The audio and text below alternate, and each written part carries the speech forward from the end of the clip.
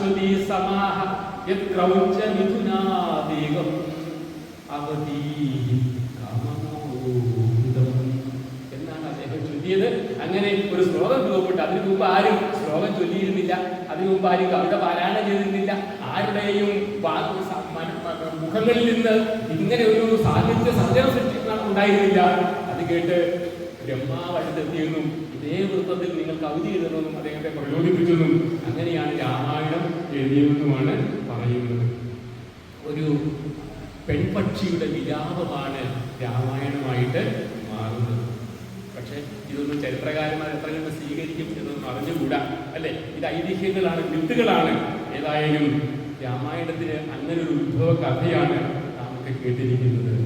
രാമായണം എങ്ങനെ